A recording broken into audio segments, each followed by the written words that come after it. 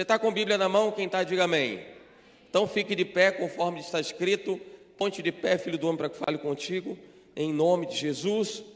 Você vai abrir a sua Bíblia lá no livro de Atos dos Apóstolos, no capítulo de número 9. Capítulo 9 de Atos dos Apóstolos, versículo 3 até o versículo meia dúzia. Se você encontrou, diga amém. Glória a Deus. Assim está escrito na palavra do nosso Deus. Ele estava a caminho e quando se aproximava de Dameseque, de Damasco, brilhou ao seu redor de repente uma luz do céu.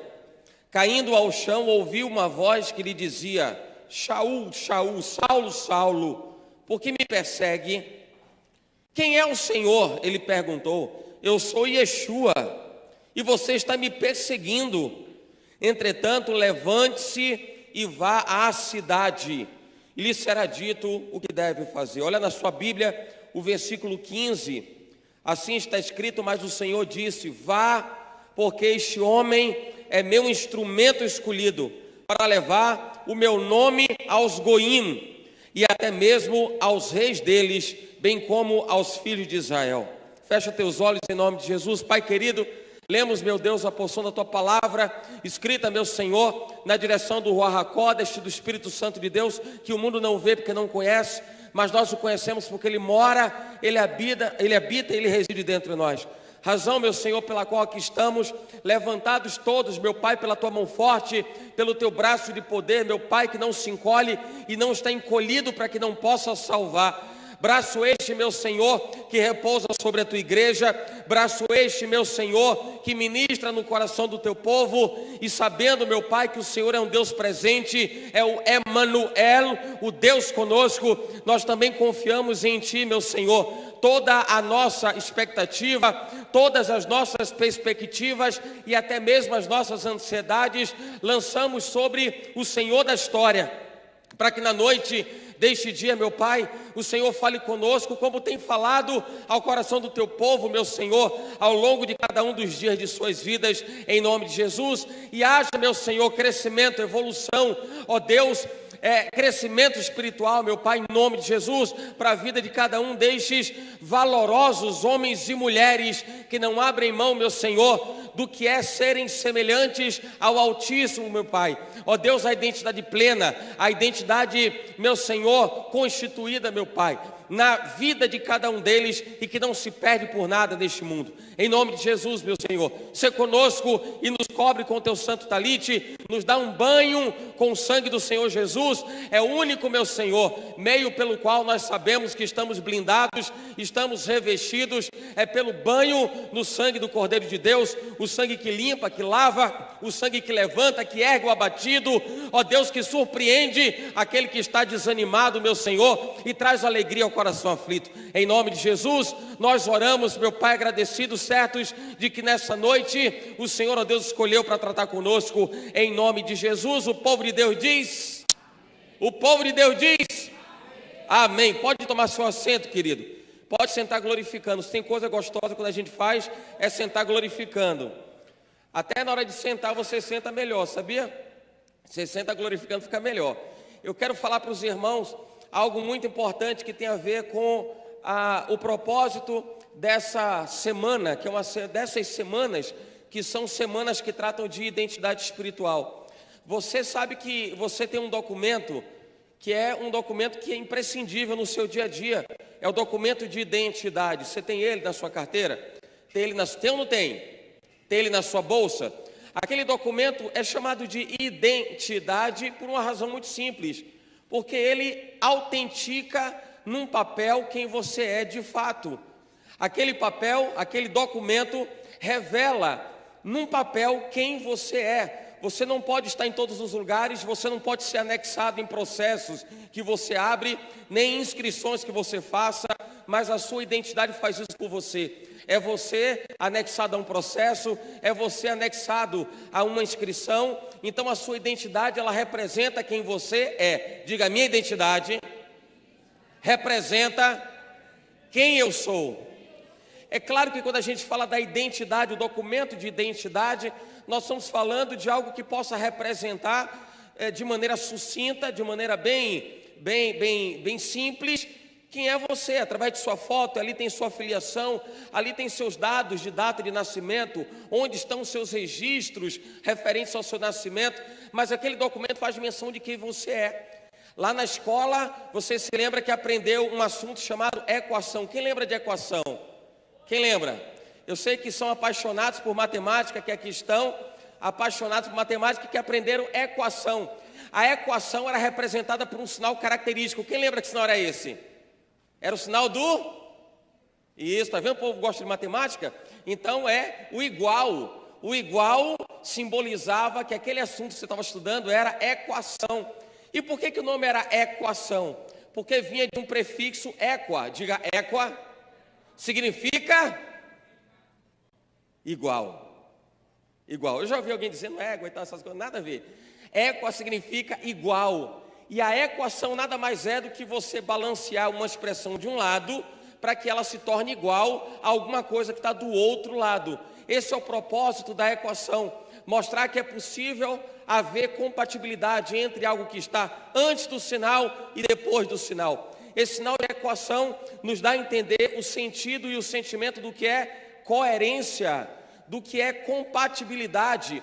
E quando a gente fala de identidade espiritual, nós estamos falando também de coerência e compatibilidade espiritual. O texto que nós acabamos de ler narra o momento ou o princípio da história do apóstolo Saulo, o apóstolo Paulo, se tornaria apóstolo Paulo, até então Saulo de Tarso, e ele começa ali a sua história com Deus, porque aquele é o momento em que ele é confrontado na sua identidade. Naquele instante, ele é colocado à prova diante de Deus para que ele pudesse avaliar o que é importante na vida de cada um de nós, e se chama rotina. Diga comigo, rotina. Diga rotina. Diga, a minha rotina demonstra quem sou eu diante de Deus. Vou dizer uma coisa para vocês, queridos. Talvez ficasse muito fácil identificar que você é crente olhando você aqui na igreja, você carregando a Bíblia, você dando um glória a Deus, um aleluia, cantando a canção e abrindo até o texto. Mas a sua rotina, o seu dia a dia vai revelar quem de fato você é. É exatamente numa circunstância como essa que Saulo é confrontado. Ele está indo, olha só, é Saulo que era um braço de Roma. Saulo era um braço de Roma. Entenda que o Império Romano, operando, governando e atuando em Israel, representava a visão instituída do mundo naquele instante, naquele tempo. E Saulo, ele era um braço de Roma, operando em favor de Roma. Mas é exatamente nessa caminhada dele que ele é confrontado pelo Senhor Jesus, que diante dele pergunta, naquele grande brilho, naquele grande evento miraculoso, mas ele coloca diante de Saulo uma pergunta, que é a pergunta que precisa povoar os nossos corações. Povoar os nossos corações. Por que me persegues? Essa pergunta pode soar como alguém que criticava o ato de perseguição do outro. Não, era muito mais do que isso. A pergunta que o Senhor fazia para Saulo era: reveja a sua vida. O que é que você está fazendo da sua vida? Falar de identidade cristã é colocar numa equação quem está antes do igual da nossa vida e quem está depois desse igual. Se nós somos feitos à imagem e à semelhança de Deus, e isso não trata somente do aspecto físico, você vai dizer, mas Deus é parecido com o irmão que tem uma característica física, com a irmã que tem outra característica física. É muito mais do que isso.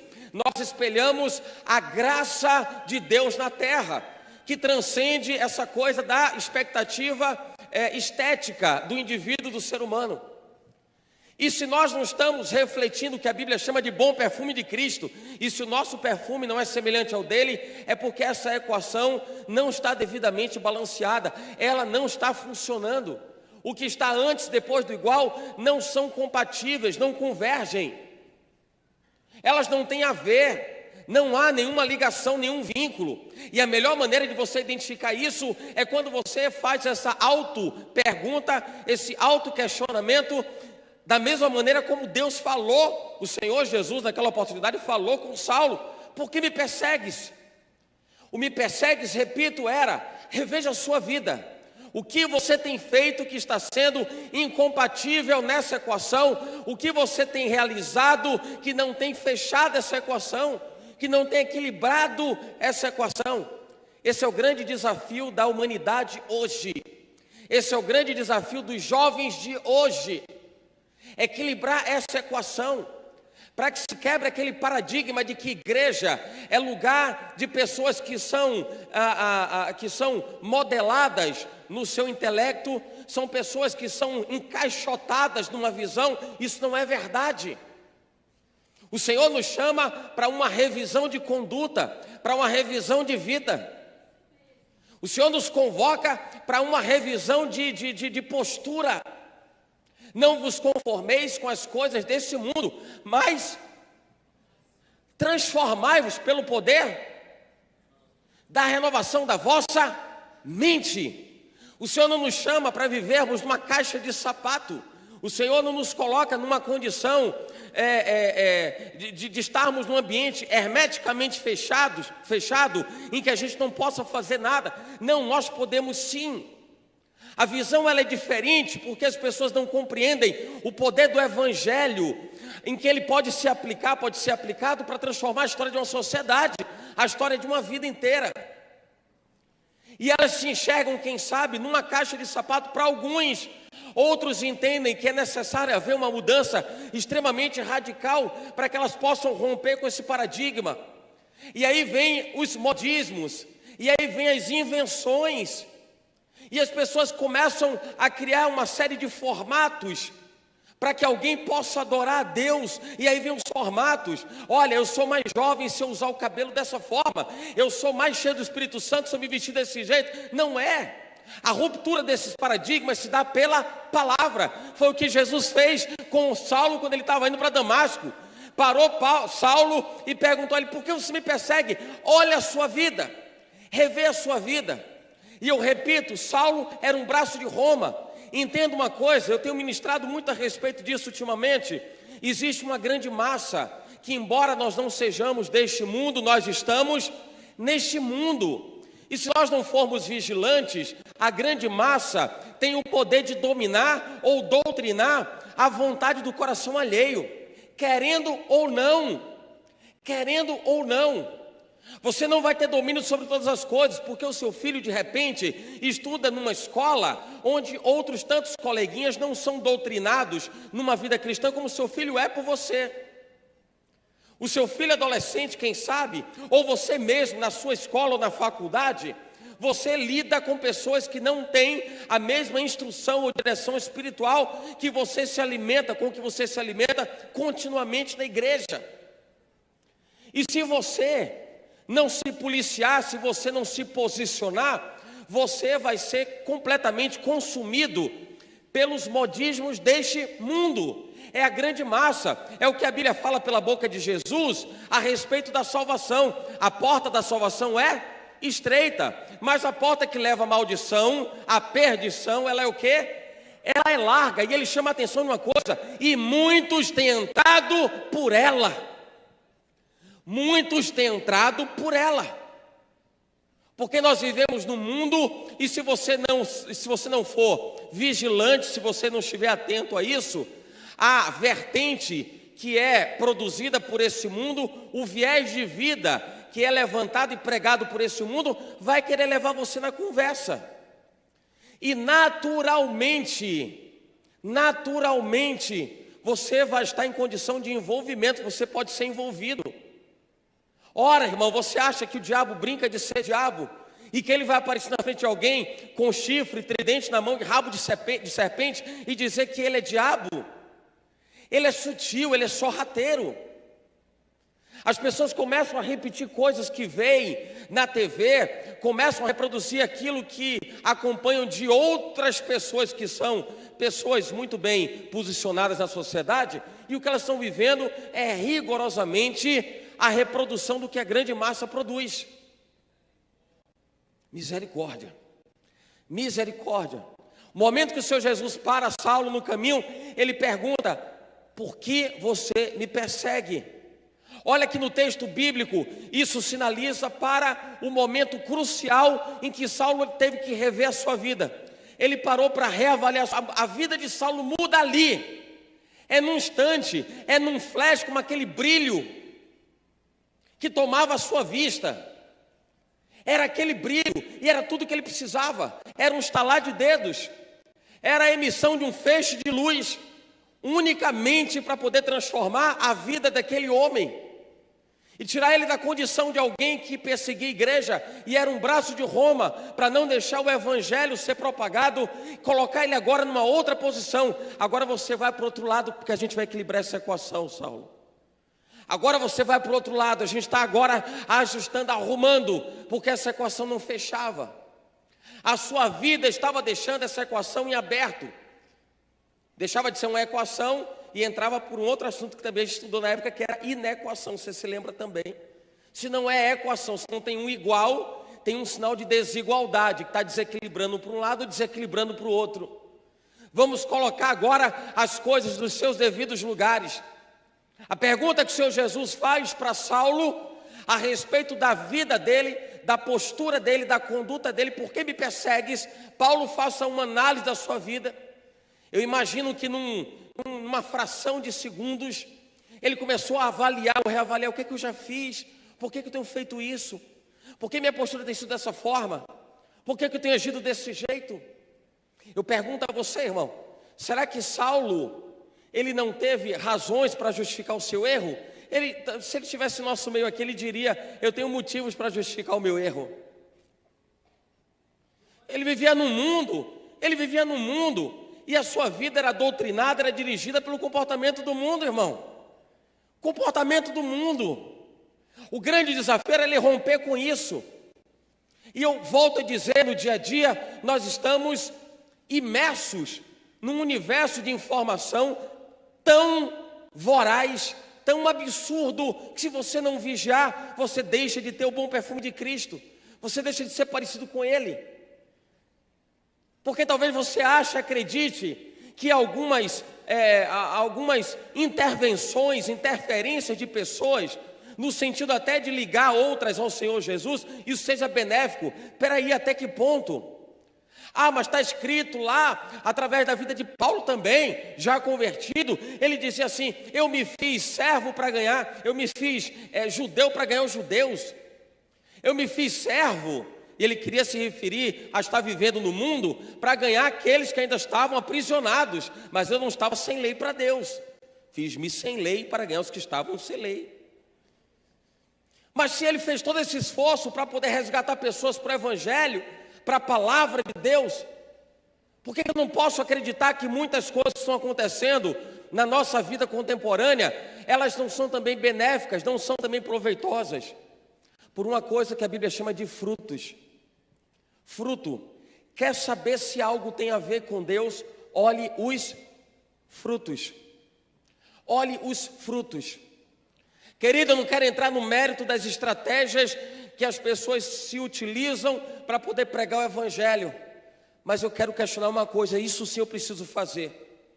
Você, como filho e filha de Deus, você está enquadrada em João capítulo 1, versículo 12. A todos quantos o receberam, é para você, você precisa ter isso muito bem claro e muito bem definido na sua vida. Quais são os frutos que estão sendo gerados pela estratégia A, B, C ou D? E quando eu falo frutos, eu quero uma coisa muito clara. A minha formação, a minha construção de vida, ela é muito pautada na área de exatas. Eu preciso trabalhar com coisas claras, preto no branco, preciso saber, cadê os resultados? Quantas vidas transformadas, quantas almas salvas, quantas pessoas libertas, cadê os milagres, cadê os sinais, os prodígios, as maravilhas? Não é uma preocupação só nossa, não, já existia desde aquele tempo. Você se lembra de Tomé? Tomé precisava de uma razão concreta para ele acreditar que Jesus havia ressuscitado. O ser humano precisa enxergar onde estão os frutos, e aquilo era necessário acontecer. Aquilo era necessário acontecer. O próprio Jesus, ele fala que chegaria o tempo em que apareceriam falsos messias. Olha que grande oportunidade Jesus teve de dizer: Tomé, olha aqui, ó, eu sou o Messias e eu não sou um falso Messias não. Estão aqui os buracos na minha mão. Sou eu, Jesus. Olha a oportunidade que ele teve. Eu costumo dizer que Jesus, ele não manda você fazer nada que ele não tenha feito antes. O batismo que João Batista pregava era o batismo para arrependimento de pecados. Jesus não tinha pecado, mas se batizou. Assentou-se com os 12, a Santa Ceia. A Santa Ceia simbolizava não somente, era uma prática do judeu, que se perpetuou desde o deserto, lá a saída do povo de Israel do Egito, mas também tinha um cunho diferente, anunciar a volta do Messias. Jesus está ali, ele está anunciando a volta dele, ele já estava ali, como é que ele está anunciando a volta dele? Ele tinha que fazer isso, senão ele não seria exemplo, os seus atos não seriam exemplos, as suas práticas não seriam exemplos. Quando a Bíblia nos chama a atenção de sermos imitadores de Cristo, a Bíblia quer fazer menção à nossa postura em equidade, em compatibilidade com o que diz a Bíblia. Foi o que o Senhor Jesus falou com Saulo no caminho para Damasco. Avalia a sua vida e o que é que você tem feito. Saulo, você tem andado exatamente como determina o mundo. O governo de Roma, ele quer que você haja de tal forma. Mas eu estou aqui para estabelecer um contraponto na sua vida. E agora você vai fazer essa autoavaliação, essa autoanálise. O que você tem feito? Porque a equação não está batendo. Não está fechando. Não está funcionando. O resultado parece que não confere. O que é que está acontecendo? E nessa leitura eu comecei a observar coisas importantes. Primeiro, e que certamente Saulo observou quando ele foi interpelado pelo Senhor Jesus. Olha na sua Bíblia o Salmo 1, verso 1. Salmo 1:1. Abra na sua Bíblia o Salmo de número 1, capítulo 1, versículo 1. Assim está escrito: bem-aventurado o homem que não anda no conselho dos ímpios, não se detém no caminho dos pecadores e nem se assenta na roda dos escarnecedores. Salmo capítulo 1, versículo 1. Sabe o que eu aprendo com isso? Tem uma fala de alguém que diz assim: você é a média das 5 pessoas com quem você mais anda. As pessoas estão mais próximas de você. Você é a média daquelas 5 pessoas. Alguém já ouviu isso? Você é a média das 5 pessoas que andam mais próximas de você. Com quem você anda próximo. Comece a avaliar com quem você tem andado. Eu aprendi um ditado na infância que era assim: diga-me com quem andas. Aí todo mundo conhece, né? E eu te direi quem és. Quer saber quem é alguém? Isso é por uma razão muito simples. É porque os iguais se atraem. Não, bispo, está errado. Eu aprendi que os opostos se atraem. Na área de exatas. Na área de exatas, os opostos se atraem. Você vai estudar eletromagnetismo, os opostos se atraem. Você vai estudar polarização lá em eletrostática, você vai ver que os opostos, eles têm muito a ver um com o outro. Positivo, negativo, por aí vai. Exatas. Na área de humanas, os iguais se atraem. Os iguais se atraem. Pode deixar. Se tiver carteira, eu fico até tranquilo. Os iguais se atraem. E se os iguais se atraem, você deve se lembrar, na escola, quem sabe, que havia aquele pessoal que sentava no fundo, é ou não? É ou não? Não era o seu caso, você não sentava no fundo, porque normalmente a turma do fundo era chamada de quê? Os bagunceiros, os relapsos, que não queria nada, não é isso? Sentar no fundo, que não necessariamente uma verdade. Mas existia aquele grupinho que você estava na frente, né? O grupinho da frente, que era o grupinho de quê? Esses aí mesmo. Eram os estudiosos, os nerds e por aí vai. Porque os iguais se aproximam. Os iguais se aproximam. Claro, os iguais se aproximam. O tipo de temática que lhe atrai para discutir, se é política, se é esporte. Agora acabou a Copa do Mundo recentemente. você vai ver que de repente duas pessoas começam a conversar sobre o assunto e juntam um grupinho de 10. Esses 10 têm alguma semelhança no que tange ao debate sobre esporte, sobre Copa do Mundo, sobre futebol, porque os iguais se atraem. Isso é natural. Isso é natural. Por essa razão tem esse primeiro aspecto que eu quero colocar para você compreender o quanto é importante você avaliar a sua identidade, a sua semelhança com aquilo que a Bíblia diz que você é e precisa se parecer. Esse primeiro aspecto tem a ver com quem você anda. Diga-me com quem anda e eu te direi quem és. O Salmo 1, versículo 1 está dizendo: não seja como aquele que está junto de ímpio. Peraí, bispo, esse negócio é muito grave. Eu não vou poder andar então com quem é ímpio, quem não conhece a palavra, não vive a palavra. Não estou dizendo isso. Não estou dizendo isso. Eu estou dizendo até onde você estabelece esse envolvimento nessa relação interpessoal. Até onde? Até onde? Conheço pessoas das mais diversas esferas de vida espiritual. Tudo você imaginar, eu conheço gente. Tudo. O que você pensou agora aí, conheço. Conheço, você pensou aí agora, conheço. A diferença está o quanto eu me deixo envolver por isso. Peraí, se a Bíblia diz que eu sou um bem-aventurado, que eu não posso me misturar com o ímpio, eu não posso me assentar à roda, olha quando a Bíblia fala de se assentar, esse momento de sentar junto da comunhão, é algo que traz o sentimento de envolvimento, é ou não é? Você vai fazer uma refeição, é sentado junto, é uma reunião de negócio, é sentado junto. O sentar junto traz um simbolismo de envolvimento muito forte. E a Bíblia diz: não se assente à roda dos escarnecedores. Cuidado para que você não entre nessa mesma vertente de prática de vida, de quem vive uma vida completamente desregrada, completamente solto, e aquém do que ensina a palavra de Deus. Com quem você anda? Foi a pergunta que o Senhor Jesus fez para Saulo. Por que você me persegues? A pergunta para ele é: você está misturado com quem para andar tão de encontro aos meus planos e projetos? Você tem andado com quem a ponto de você agora se tornar uma grande pedra no meu caminho, Saulo? Tem crente que às vezes não se dá conta, mas ele deixou de ser aquela pérola, aquela pedra preciosa e se tornou uma pedra de tropeço no Evangelho, irmão. Isso parece ser radical, parece forte, parece duro, mas é uma verdade. Mas é uma verdade.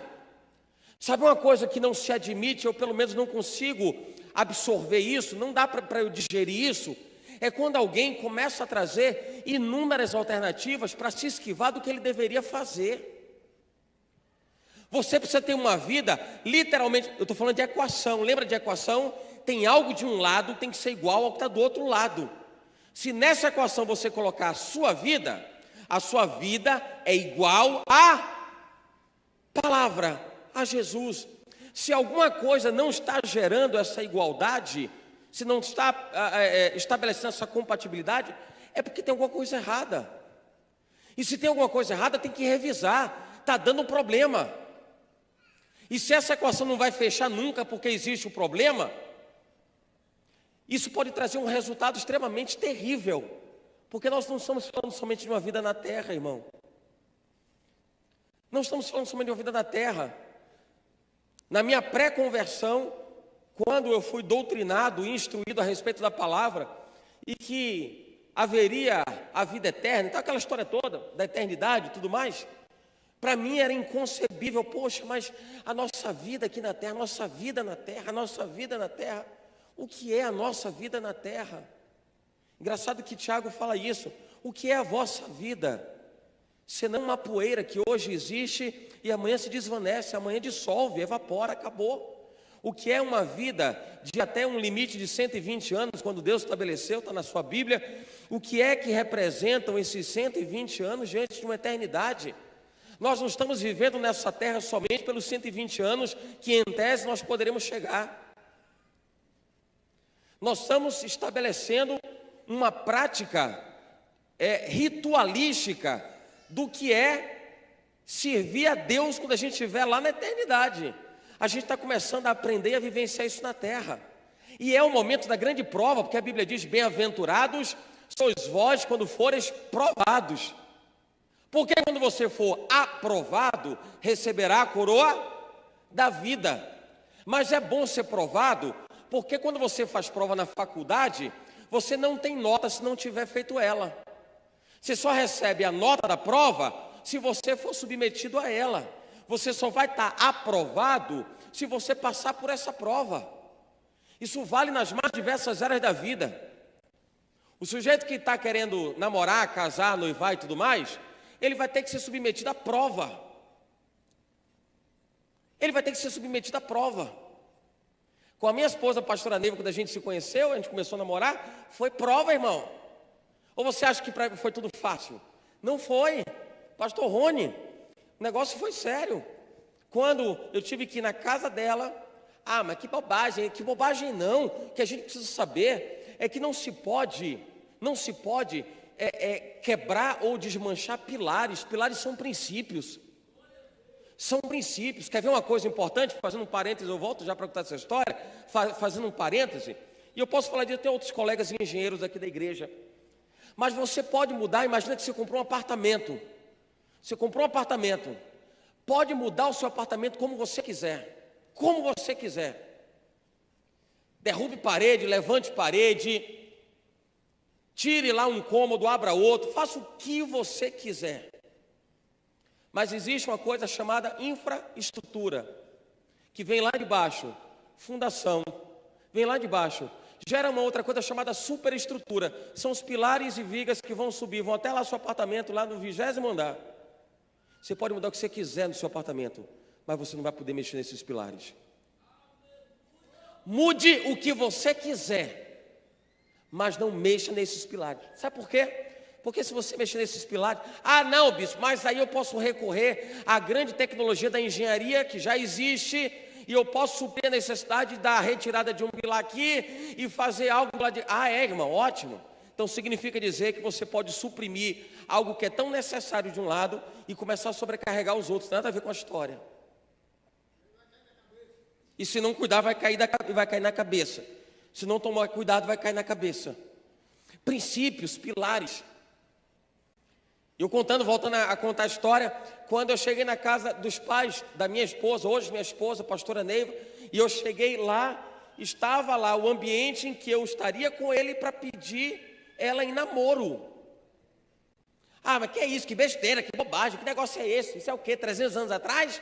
Não, irmão, 300 anos atrás não, outro dia. Princípios, isso é muito importante. Quando as pessoas começam a abdicar de princípios, elas perdem a referência, elas perdem o norte. E muita gente no segmento evangélico como um todo, a despeito de estarem pregando, não, estão pregando o evangelho, falando de Jesus, alcançando muitas vidas, muitas almas.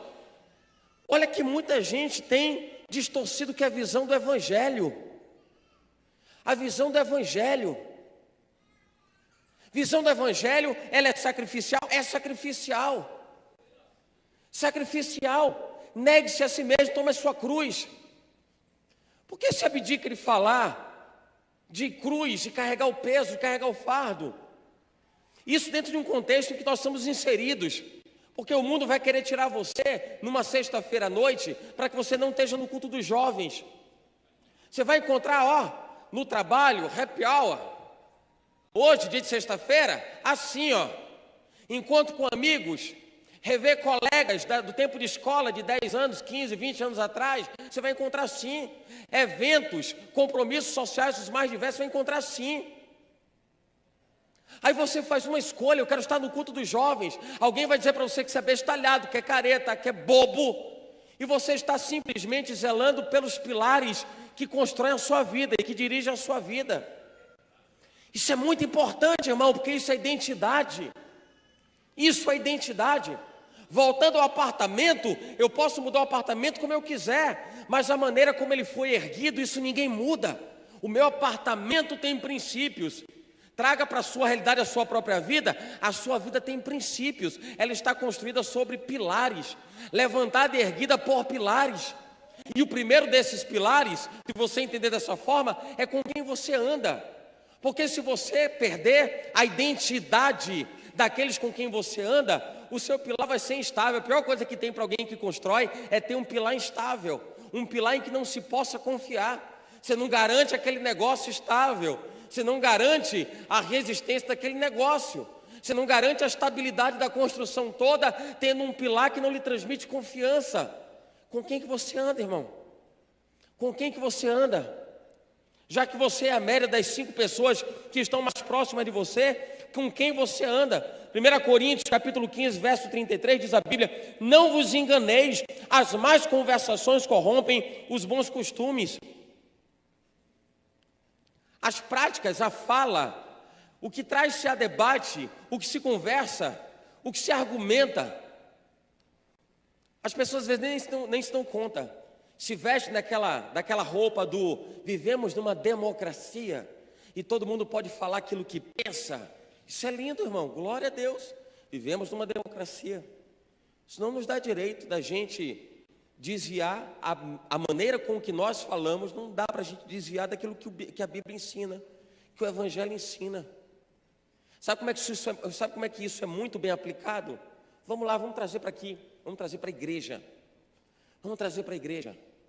Aprendi num dos livros de autoridade espiritual do patriarca, que fala uma coisa, eu nunca mais esqueci.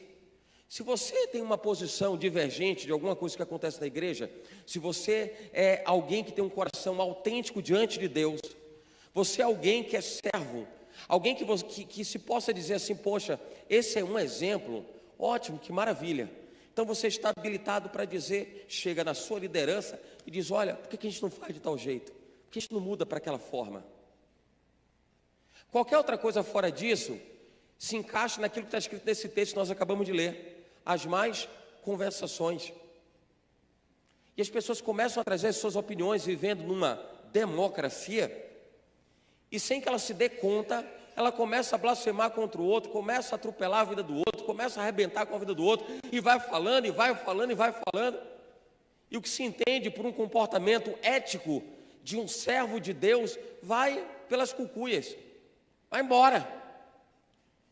Começa a se falar demais. E de repente isso é uma prática natural daquilo que a pessoa vive o seu dia a dia, é a sua rotina, é o seu dia a dia, é o seu costume, é a sua vivência. Com quem você anda, irmão? Com quem você anda? Qual é o seu nicho de relacionamento? Quais são? Ah, mas eu sou livre. Você é livre, irmão. Você é livre. Pelo sangue de Jesus você é livre do pecado. Mas você se tornou propriedade exclusiva do Senhor Jesus. E se você é propriedade exclusiva dele, começa a fazer as coisas que alegram o coração dele, a ter práticas que alegram o coração dele. Começa a viver como alguém, não como alguém que vive uma liberdade. Olha que o Senhor Jesus, numa velada, fala ao coração de Paulo, em Gálatas capítulo 5, salvo engano, ele diz assim: cuidado com a liberdade que você foi liberto.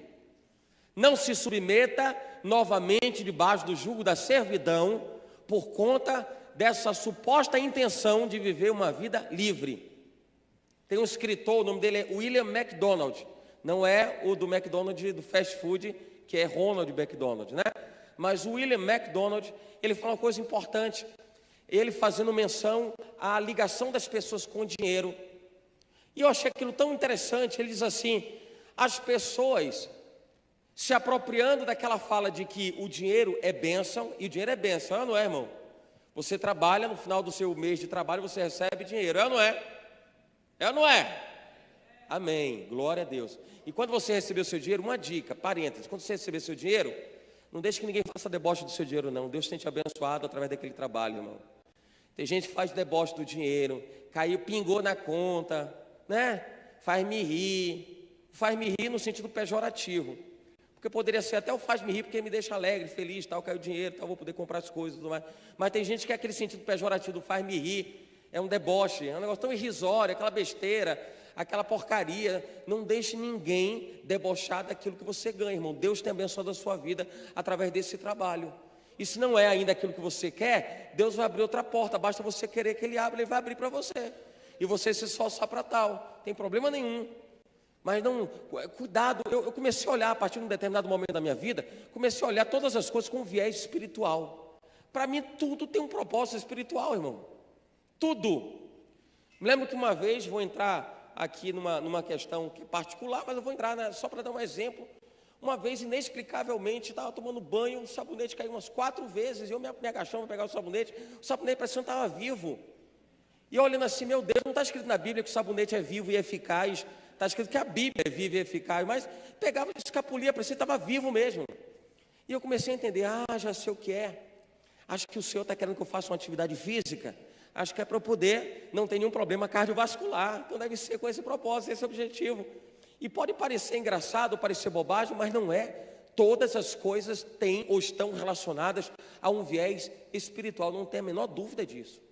Não tenha a menor dúvida disso. Tudo na sua vida está ligado a um viés espiritual. Primeiro ponto que eu falei, meu Deus do céu, o relógio, não estou nem olhando.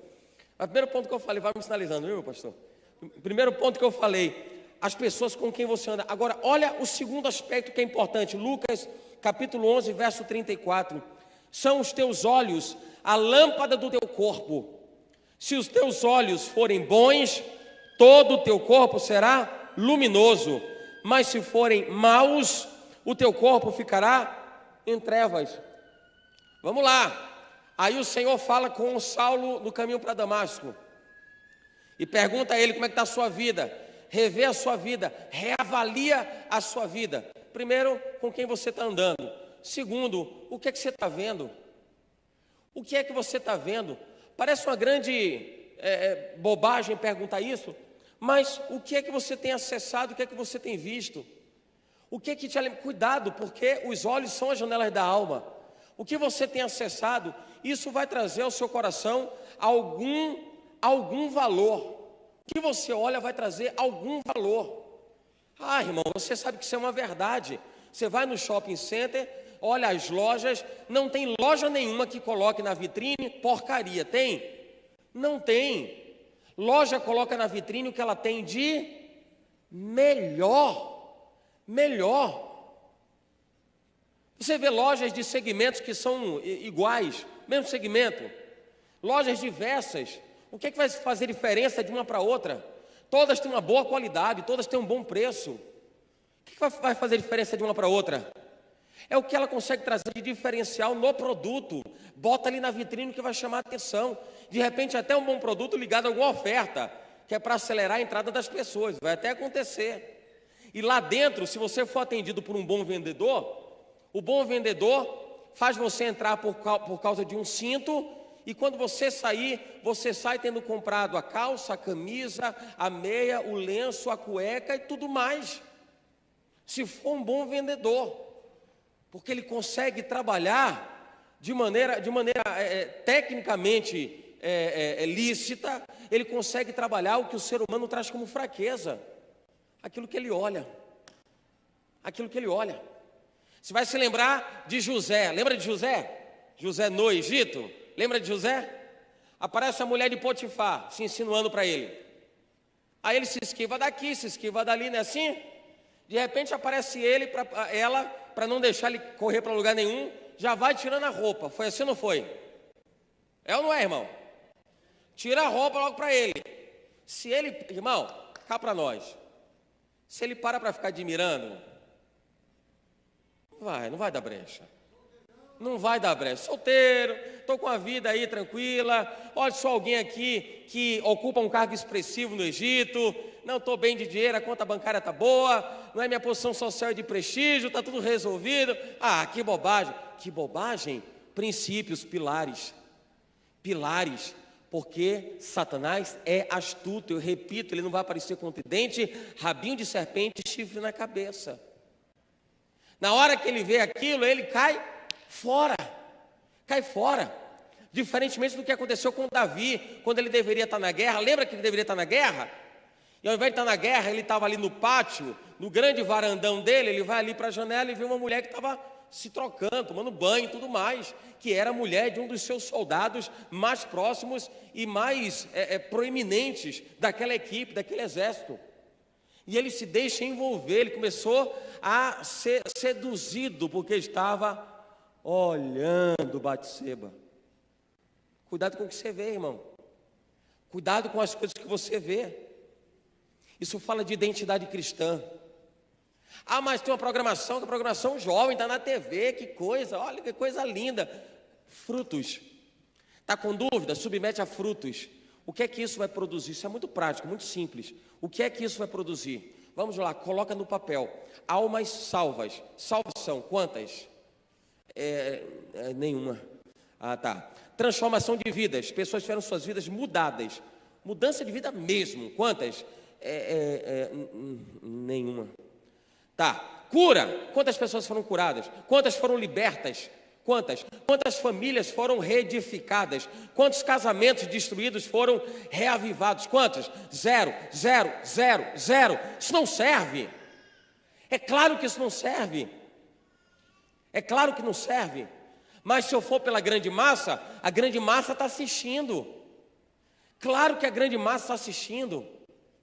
E no mundo em que vivemos, a grande massa tem sido o maior problema dentro do segmento evangélico. Porque tem gente que quer compatibilizar as coisas. Sabe aquela coisa do, não, eu sou crente aqui, mas eu posso viver bem por aqui? Quer meio que ajustar as coisas. Eu me lembro de um termo que eu usava lá na época da faculdade, que era acochambrar. Existe esse termo? Acochambrar, não tem? Então assim, vai acochambrando as coisas, né? Ajustando aqui e aqui. Não tem como, senão a equação não fecha. Não fecha. Na nossa relação com Deus, não dá para acochambrar, irmão, porque não fecha. O Salmo 101, verso 3, não porei coisa injusta diante dos seus olhos. Provérbios 3,7, não sejas sábio aos teus próprios olhos. Todos esses textos fazendo menção ao cuidado que você precisa ter com o que você vê. Com aquilo que você vê, com aquilo que você assiste, com a programação que entra na sua casa. Querendo ou não, você está dando autoridade e legalidade espiritual àquilo que entra na sua casa. Isso fala de identidade, irmão. Isso fala de identidade. Ah, bispo, mas espera aí, se eu quiser somente ver para ensinar as pessoas, eu posso fazer isso? Depende com que propósitos e com que estratégia você vai fazer isso. Eu não estou aqui para fazer aferição de valor do seu coração. Quem pode aferir isso é Deus, que sonda corações. Mas como o seu coração vai estar reagindo a isso? Se você colocar, se você tabular esses dados e colocar na sua planilha de resultados, isso vai gerar transformação de vidas, isso vai gerar salvação, vai gerar famílias restauradas, vai gerar casamentos reedificados, vai. Ah, então tá. Então vale a pena você estudar a título de estudo, de investigação, de saber como é que o inimigo, ele trabalha as suas estratégias. Ah, vale a pena eu olhar isso, eu avaliar, analisar isso, para poder trabalhar também de maneira estratégica, para livrar as pessoas desse laço. Mas vai depender muito de como está o seu coração. São pilares, são princípios, isso fala de identidade cristã. Estou chegando já ao final.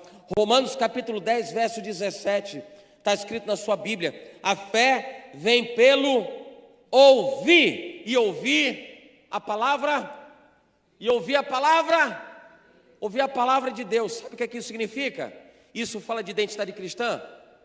Você está ouvindo o quê, irmão? Está ouvindo o quê? Eu não estou dizendo a quem você tem dado ouvidos, mas o que você está ouvindo, literalmente. Eu não sei se você já passou por uma experiência, já passei, e crente, viu? Porque as pessoas acham que crente, pastor na igreja, todo mundo é indestrutível, não é? Se a Marvel descobrir isso, vai sair um pastor Rony super-herói. Vai sair logo, logo, vai ser um super-herói interessante, né? Não vai? Mas as pessoas olham umas às outras dentro da igreja como se fossem indestrutíveis, não são. A Bíblia fala de uma coisa que eu acho lindo, está lá o que o Senhor falou para Josué, está logo no primeiro capítulo de Josué. Depois que Moisés morre, Josué agora vai assumir aquele exército e o povo de Israel. E o que chega aos ouvidos de Josué esforça-te e tem bom ânimo. Esforça-te e tem bom ânimo. Outro dia, orando ao Senhor, eu pedi um entendimento, ou pelo menos o que Deus poderia me fazer entender a respeito desse esforça-te e tem bom ânimo. Primeiro, ninguém pode ter bom ânimo por algo que já passou. O bom ânimo, o se animar, é pelo que vem pela frente. Então, se anime pelo que vai acontecer daqui para frente. Tem bom ânimo. Ah, mas eu estou assim, minha vida está acabada, porque a vida está assim, assada, está crua, cozida. Tem bom ânimo. Se anime daqui para frente. E o esforça-te fala da minha vida daqui para trás. Porque o esforça-te tem a ver com aquilo que eu já vivi. Sabe aquela história da resiliência? O que é o resiliente? Aquele que pode tomar as suas quedas na vida, ele se levanta e toma um tombo, levanta. A empresa não deu certo, fechou, ele abre outra, vamos embora. Ele aí, inveja, se casa, o casamento não deu certo, e ele aí viu que aquele negócio era um laço, mas ele colocou diante do Senhor, se colocou diante de Deus, Deus deu a ele a varoa, segundo o que a Bíblia diz, que a varoa, a esposa vem do Senhor, a herança vem dos pais, e ele aí dedicado, envolvido e tal. E o esforço-te tem a ver com isso. O esforço-te é minha vida daqui para trás. Tudo que eu já fiz, eu vou precisar me esforçar. O tem bom ânimo é o que eu vou construir daqui para frente. Eu consigo entender na vida de Josué por que ele deu prosseguimento àquela empreitada. E não era nada simples não, irmão. Não era simples não. Era uma empreitada difícil. Difícil. Mesmo porque já era uma obra em andamento. E eu sei disso, porque eu já assumi igreja com obra em andamento. E igreja começando do zero. Obra em andamento é algo que traz uma dificuldade absurda, porque as pessoas criam suas convicções, seus valores, os seus erros, e vai estabelecendo aquilo como sendo uma rotina natural de vida. Para desmanchar aquele negócio é um sacrifício. Foi muito difícil para Josué, muito difícil, muito árduo para Josué, mas ele precisava ouvir aquilo logo no primeiro capítulo de Josué. Esforça-te, olha, tudo que você viu daqui para trás, tudo isso, experiência que você viveu, então continue enxergando que você tem algo de Deus para você construir, para você caminhar. Você já passou por tudo isso, esforça-te. Agora tem bom ânimo, se anime, porque tudo que você já viveu como experiência no passado, agora vai se transformar em insumo para que você construa no futuro. Tem bom ânimo, vai para cima, vai para frente. Eu comecei a entender esse negócio, perceber esse negócio. Isso tem a ver diretamente com o que eu perguntei para você agora há pouco. O que é que você tem ouvido? O que é que você tem ouvido? As pessoas não costumam, quem sabe, de ouvir algo que não proceda de Deus, ela se deixa levar, o sentimento daquela pessoa conduz ela a viver aquilo que ela não deveria estar vivendo. Imagine alguém para você dizendo assim, olha, não vai dar certo, não vai dar certo, não vai dar certo. Imagine Jó, ouvindo a esposa dele dizendo assim, amaldiçoa teu Deus e morre. Amaldiçoa teu Deus e morre. Amaldiçoa teu Deus e morre. Amaldiçoa teu Deus e morre. Olha que é muito natural do ser humano empurrar o problema para o outro, né? O problema lá que Jó estava vivendo, o problema era de Deus. Então amaldiçoa Deus e morre. O problema de Adão lá e Eva, Adão disse, olha, Deus, foi a mulher que tu me deste. O problema é dela. E o problema é seu que criou essa mulher. E o ser humano vai empurrando para os outros o problema. Vai empurrando. Quantas pessoas são alimentadas pelo que elas ouvem? Pelo que elas ouvem. Qual é a sua reação quando você ouve uma mensagem motivacional? Qual é a sua reação? Qual é a sua reação? Você assiste aquilo de maneira indiferente? Acho muito difícil. Acho muito difícil, em algum nível, você está se deixando envolver pelo que você está ouvindo. E quem sabe naquele texto está dizendo que você consegue superar, que você foi feito à imagem e à semelhança de Deus, que você pode vencer, que em Cristo você é mais do que vencedor. Olha o quanto isso faz diferença. Mas expanda isso para o seu dia a dia de vida. Quantas pessoas não tiveram a experiência daquela, de estarem de repente, imagina você no ponto de ônibus, ou na fila do banco, e de repente você está batendo no pé, quando você se dá conta, é aquela musiquinha enjoada do mundo, aquele negócio horrível, que estava tocando na porta da sua casa, um vizinho infeliz, estava tocando com a mala do carro aberta, outra coisa que inventaram, esse negócio dessa mala do carro, aberta para que todo mundo possa ouvir, uma música dos infernos, e aí de repente você, sem se dar conta disso, está na fila do banco e está... Você está repreendido em nome de Jesus, está amarrado em nome de Jesus, porque é um canal de acesso à alma, e se você não vigiar para com aquilo que você ouve, Isso vai entrar no seu coração, irmão. Vai entrar no seu coração. Vai ter quem diga para você que você ou não precisa ir para a igreja, ou que você não precisa ser ofertante dizimista, ou que a sua vida não está mudando, ou que não tem nada de campanha, ou vão dizer para você que tem que ir embora porque o ônibus vai acabar e você tem que sair. As pessoas de alguma maneira vão querer incutir na sua alma, através desse canal chamado audição, o que elas querem que você viva, e vai depender de você, porque aquilo que eu ouço vai fazer diferença na minha vida e na minha identidade com Cristo. Quem está entendendo, diga amém. Eu já vou encerrar, mas eu quero dizer ainda para você, que está escrito no capítulo de número 12, verso 34 de Mateus, Evangelho de Mateus, está escrito: porque a boca fala do que o coração está cheio. E esse é um pilar também importante na construção da sua vida, da sua identidade cristã. Aquilo que você fala, é aquilo que você vê, aquilo que você ouve, aquilo que você fala. Foram os pontos que eu toquei, as pessoas com quem você anda, são os pontos que eu toquei nessa noite. Mas aquilo que você fala é fundamental. Diz a Bíblia que o poder da vida e da morte está na língua. Você abre a sua boca para amaldiçoar ou para abençoar. Se você acreditar que Deus lhe deu o dom, o poder de você abrir a sua boca e aquilo se cumprir, você vai ter experiências extraordinárias daquilo que o Senhor pode fazer através da sua vida, mesmo porque está declarado pelo Senhor Jesus: vocês farão as mesmas obras que eu fiz e obras ainda maiores. E se eu estou apto, se você está apto ou apta a realizar obras ainda maiores do que aquelas que ele fez, isso vai passar fundamentalmente pelo que você fala, pelo que você declara, pelo que você é um alto-falante de Deus na terra, irmão. E você tem na sua voz, na sua boca, poder de comando para a vida na terra e para a vida espiritual. No que tange a vida espiritual, você tem esse poder na sua língua, você tem esse poder na sua boca. Provérbios capítulo 18, verso 27: a morte e a vida estão no poder da língua, o que bem a utiliza, come do seu fruto. Muito cuidado com aquilo que você fala, isso vai ser fundamental para você construir a sua vida de identidade com Cristo. Deu para entender até aqui? Quem entendeu, diga amém. Agora imagina você andando em maneira, ou de maneira consonante, como a Bíblia ensina que nós devemos andar, com as pessoas com quem devemos andar. Imagina você vendo, ouvindo e falando aquilo que a Bíblia diz que você precisa ver, ouvir e falar. Imagina como é que não serão os seus frutos. Mas bispo, como é que eu vou poder ver isso na minha vida? Olhe os frutos.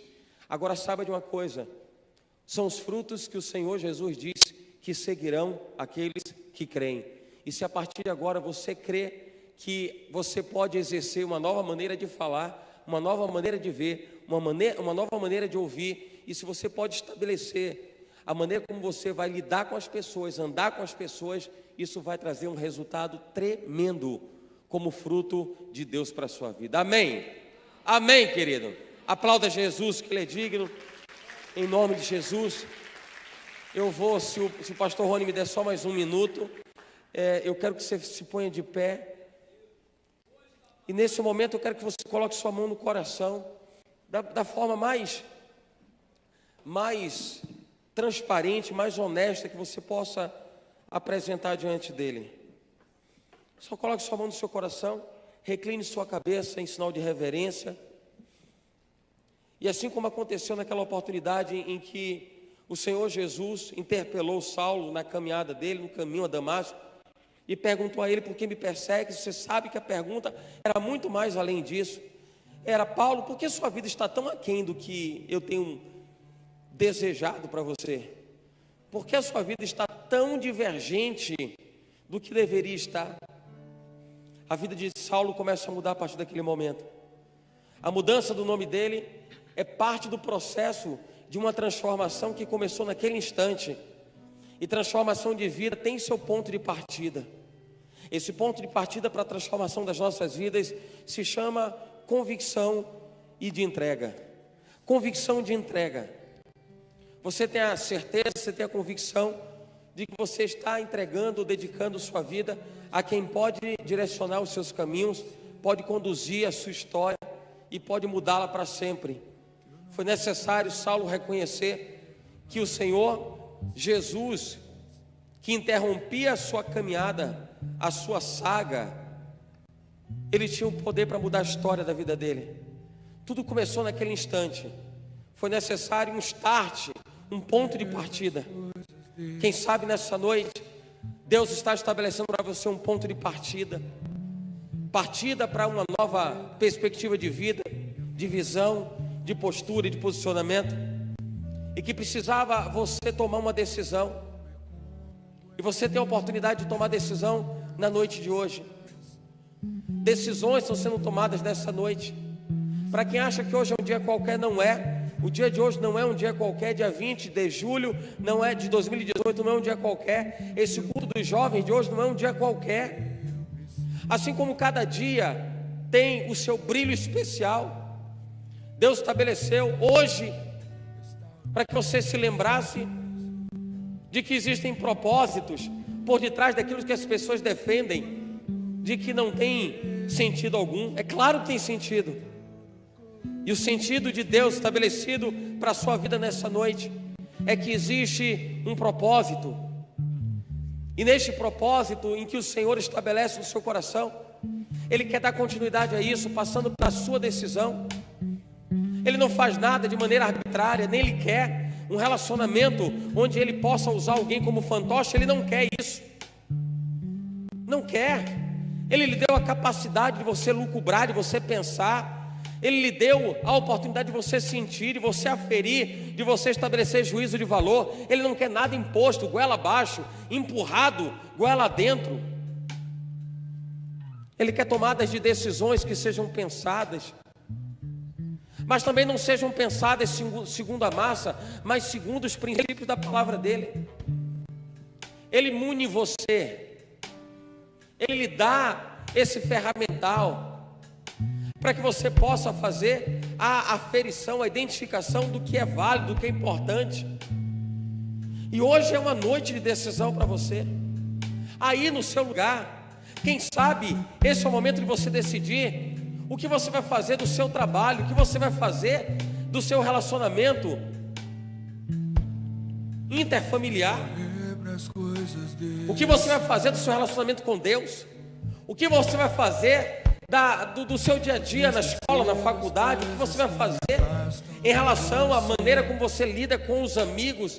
Tem dado muito espaço para eles, tem dado menos espaço. A palavra tem ganho espaço no seu coração, não está perdendo espaço. É uma noite de decisão.